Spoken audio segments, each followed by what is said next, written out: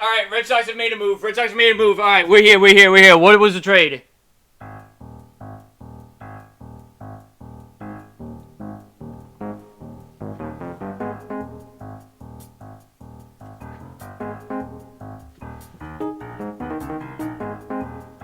Excuse me for a second.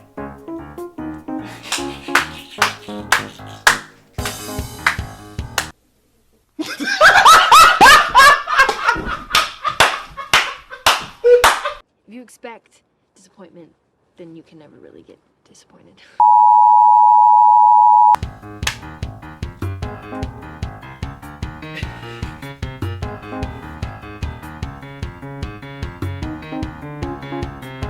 Alright, you know what? I gotta get serious for a second. I'm not gonna lie. I gotta get serious because I really need to address Red Sox fans right now. I need to address them. I'm gonna read over a tweet that I made over a year ago to remind them that I've been saying this for a while. Alright, so I'm gonna show you a tweet that I made over a year ago. Don't mind the date over here. This was replying to one of my friends' videos saying that I've been pretty much saying exactly what they're doing. This tweet here was made by me a week after Xander Bogaerts has decided to join the San Diego Padres. And then it came out that the Red Sox did not make a legitimate offer to Xander Bogaerts. This is what I said. Figured out why fans don't know what this team is doing. It's upsetting, and this is why Red Sox fans need to boycott. And that's because the Red Sox front office staff are lying to their fans. What they are doing right now is rebuilding. They have zero intention of winning right now. However, they are saying they want to win to have fans still come to Fenway and buy their tickets. And I'm going to add merchandise in there as well. It's not right. Fans are saying, I don't know what they are doing. The reason they don't know is because they have been told by the front office that they want to win at all levels. But in reality, Red Sox mindset is to rebuild and get better draft picks. They are lying about their current position. We all deserve better than this. This was a week after Xander Bogaerts decided to go to San Diego, and John Henry and them did not give Xander Bogaerts a legitimate offer after saying that he was their number one priority. Now I'm going to show you a tweet about a few months ago. This was right when Chaim Bloom got fired. And this is what I said. Another reminder, ownership doesn't immediately get a pass for the last 3 to 4 years after this. All this does is give Red Sox fans hope.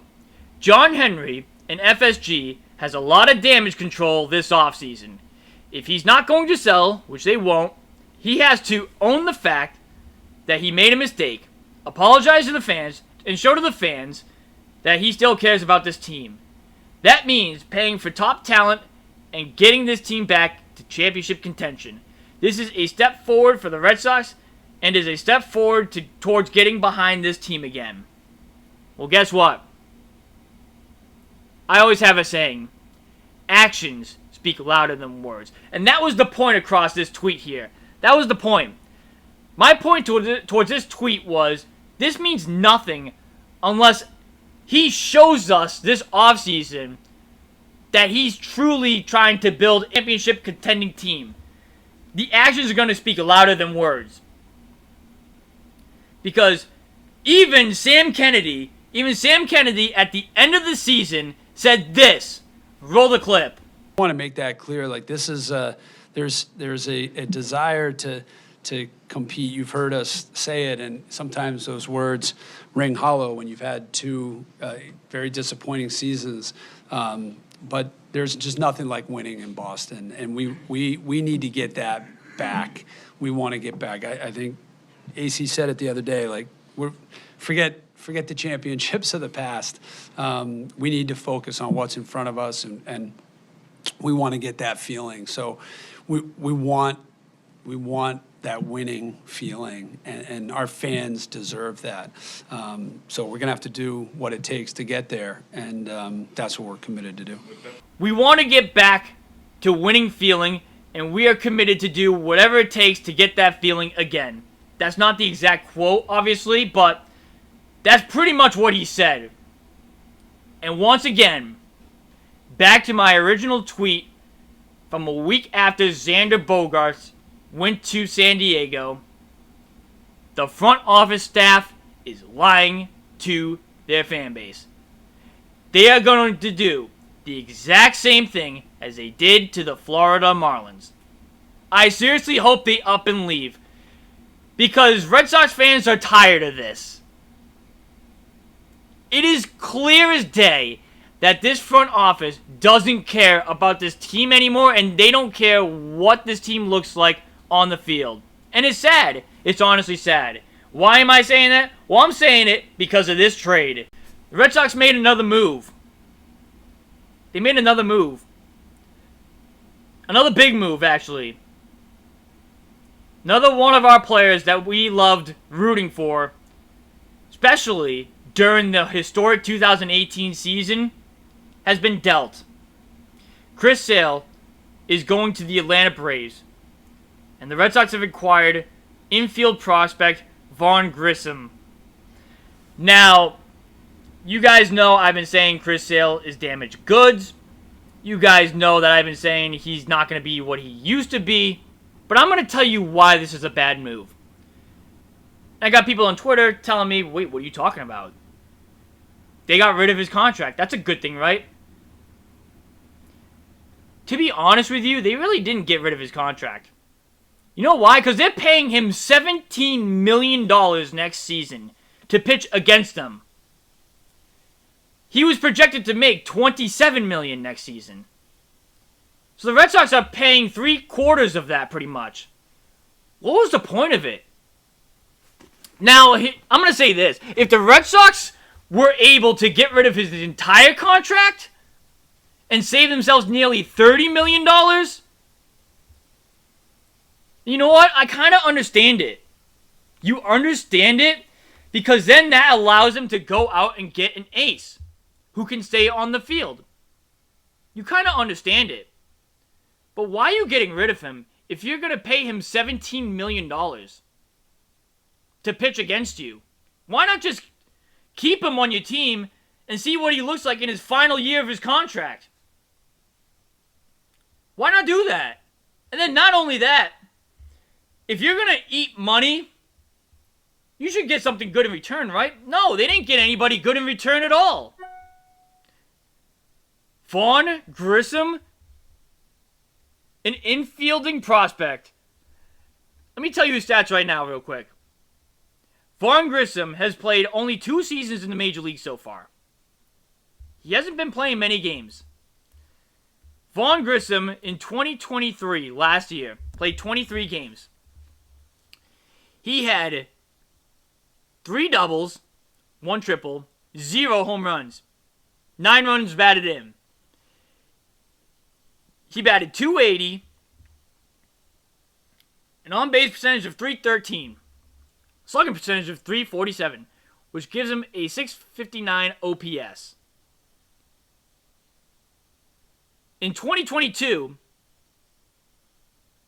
Grissom played 41 games. He had 6 doubles, 5 home runs, 18 RBIs, batted .291, with an on-base percentage of .353, a slugging of .440, and an OPS of .792. He's turned 14 double plays. He's had 87 assists. He's had 57 putouts in the year of 2022 at second base. In 2023, he had 20 putouts, 37 assists, and then he turned 8 double plays. He has a fielding percentage of .974 at second base in his career, and he has a fielding percentage of .914 at shortstop in his career. I understand you needed a second baseman, but is this really your answer to second base? I would have rather seen them gone with Emmanuel Valdez at second base, honestly. That would have been my complete, honest opinion. I would have rather seen them go with him. Now again, Chris Sale. Let's go back to Sale for a second. Met him a couple times. One of the most dominant Sox pitchers from that 2018 season. So unfortunate that he got hurt, because I would have loved to have seen him fully healthy. He just broke down, and that's what happened. And I'm going to add another thing why this is a bad deal for the Boston Red Sox. You need starting pitching. Who's your ace now? Lucas Giolito? Who, by the way, Lucas Giolito, very overrated. Lucas Giolito last year had a 4.88 ERA. He went 8-15. He gave up 41 home runs. I'm telling you right now, people are saying, oh, this might clear the way for the Red Sox to sign Blake Snell or Jordan Montgomery. No. What is wrong with you people? Don't you get it? This is their big signing. And guess what? They're paying him $18 million. Honestly, I'd rather have a broken down Chris Sale for only $7 million more than to have a very inconsistent Lucas Giolito for nearly 20. I get it. The potential on Giolito could be a number 2 pitcher, maybe Cy Young caliber at best.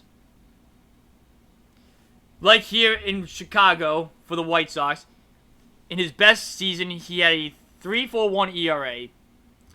He struck out 228 batters, only allowing 24 home runs in 176 innings pitched. He's never pitched below 150 innings besides the COVID year. So I get it. He's going to give you innings, but is that what we're really going to pay for? We're going to really pay for people giving you innings? Is that what it is? This is their big signing. I'll just say the last 2 years for you. Lucas Giolito, let's go last year, between Chicago, Los Angeles, the Angels, and Cleveland. 8-15, a 4.88 ERA. In 33 starts, it's actually career high in game starts for him. He pitched 184 innings. He gave up 169 hits. He struck out 204 batters, which is not bad. It's pretty decent. He gave up, though, 41 home runs.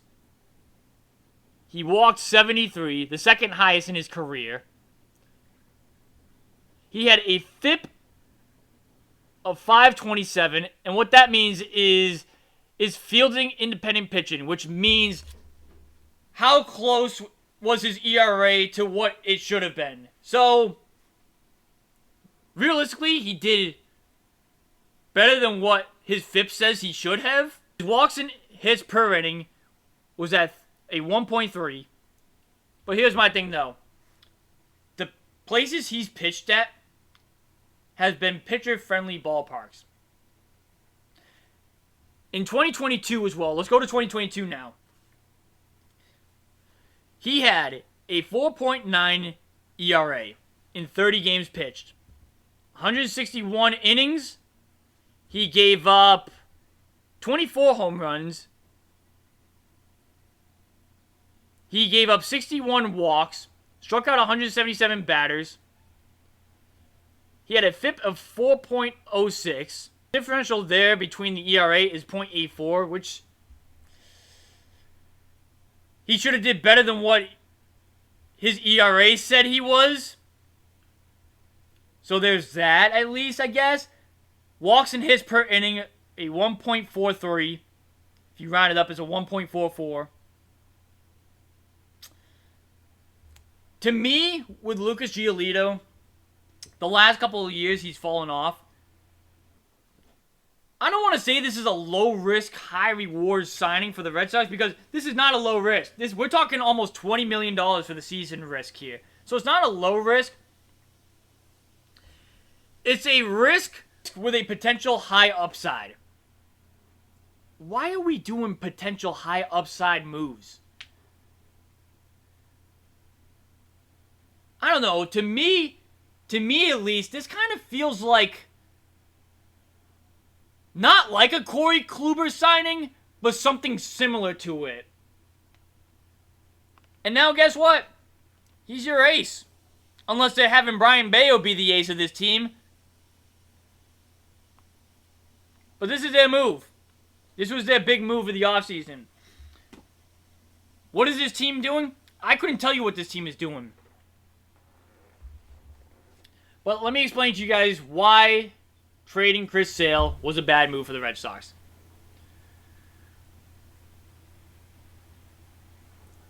It's safe to say that he's not the same pitcher that he used to be anymore. We get it. Is he worth the $27.5 million on the field? No.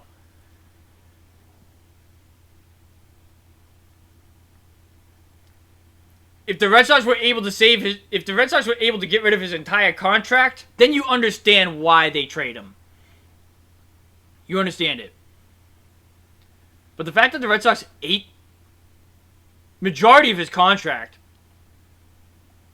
and really got nothing in return for it. Why? Why? Another prospect? Why? What is it with this team and prospects? Are they becoming the Colorado Rockies? Are they becoming the Cincinnati Reds? It's not how it rolls here in Boston. And honestly, at this point, with one season left, I would have took the risk on Sale.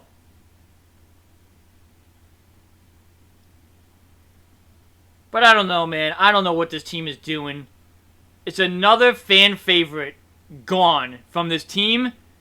Another fan favorite that Red Sox fans are upset about that the front office let go of. And that's been the trend. Red Sox have been getting rid of a ton of fan favorite players for pretty much nothing. Pretty much they're giving them away. And that's what's draining. How long are Red Sox fans going to say this is okay? You really got rid of Chris Sale just to save yourself $10 million? You guys are so cheap.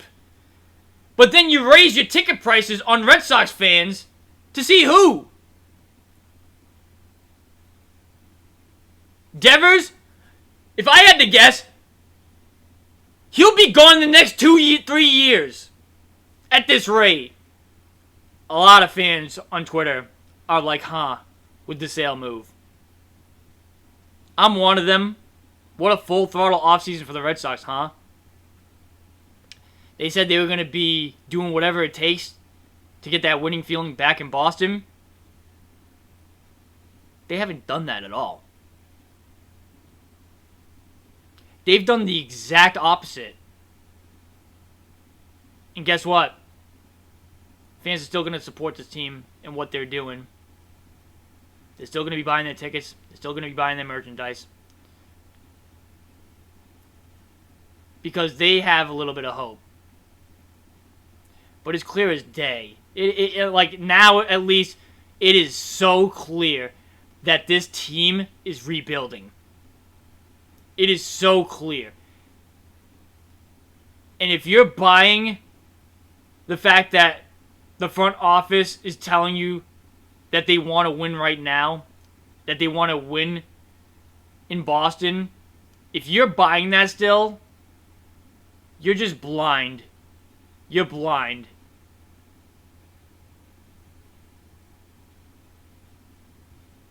John Henry and FSG. Sell the damn team. We're tired of it. Thank you for the 4 championships. But because you gave us 4 championships, that doesn't give you the excuse to stop caring about this team. And stop caring about winning in Boston. It doesn't give you an excuse. You know why they're doing this? Because this is the same exact thing they did to the Florida Marlins. They got their few championships. They were satisfied with it. And they gut them to the ground. And they were in a rebuilding process for a long time. That's what it looks like is happening here, honestly. To the diehard Sox fans, stop getting behind this front office staff. You're not a bandwagon if you stop getting behind this front office staff. Go root for Xander. Go root for Mookie. Go root for Evaldi. Go root for JD wherever he goes next. Benny, Vasquez, even Sale now. Go root for them. You are not a bandwagon fan if you are rooting for players that you loved rooting for when they were here. You are not a bandwagon. And that's all I got. That's how I'm ending this. Leave a thumbs up if you guys enjoyed. Subscribe if you guys are new. You guys know what to do. Go check out our website. Link in the description down below. This is a completely different video than what I originally had planned today. But that's how we roll. That's how we roll. Thank you guys for watching. It's been your boy Jesse. And I'll see you guys in the next video. Later, guys.